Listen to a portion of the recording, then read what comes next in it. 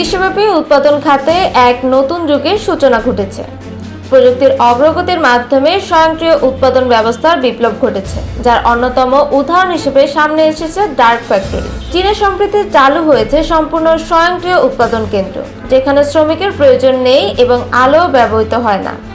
এই dark factory আসলে কি?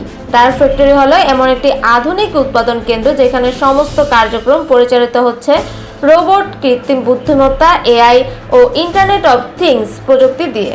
এর প্রধান বৈশিষ্ট্য হলো শতভাগ স্বয়ংক্রিয়তা, যার ফলে কোনো মানুষের হস্তক্ষেপ ছাড়াই এসব কারখানা কার্যক্রম চলবে এবং কাঁচামাল ব্যবস্থাপনা, অ্যাসেম্বলি, প্যাকেজিং এবং গুণগত মান যাচাই করা সবকিছু রোবট এবং এআই দ্বারা সম্পন্ন হয়।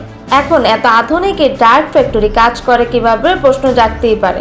ডার্ক ফ্যাক্টরিতে সকল যন্ত্রপাতি একে অপরের সাথে সংযুক্ত থাকে এবং আইওটি প্রযুক্তির মাধ্যমে তার স্বয়ংক্রিয়ভাবে সমন্বয় সাধন করে।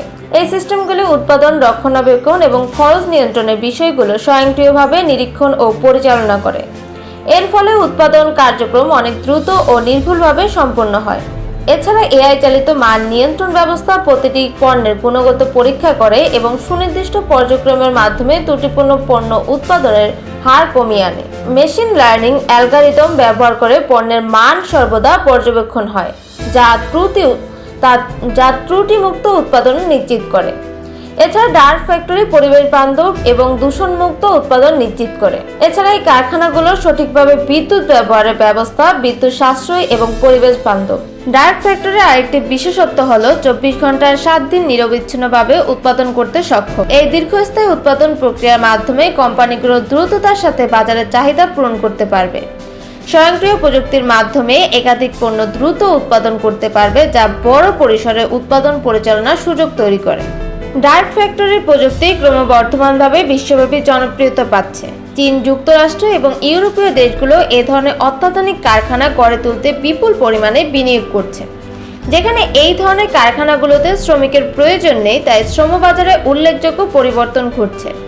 একদিকে প্রচলিত শ্রমিকের চাহিদা কমছে, অন্যদিকে এআই, রোবোটিক্স ও ডেটা সায়েন্সের দক্ষ পেশাদারদের চাহিদা বাড়ছে। তবে এর পাশাপাশি বিশ্বব্যাপী শিকার হবে শ্রমবাজারের ব্যাপক পরিবর্তন, যা প্রযুক্তির সঙ্গে খাপ খাইয়ে নেওয়ার জন্য নতুন চ্যালেঞ্জ। এই পরিবর্তনগুলো বাস্তবায়িত হলে আমরা হয়তো একটি নতুন ধরনের অর্থনৈতিক পরিবেশ ও কর্মসংস্থান ব্যবস্থা দেখতে পাবো।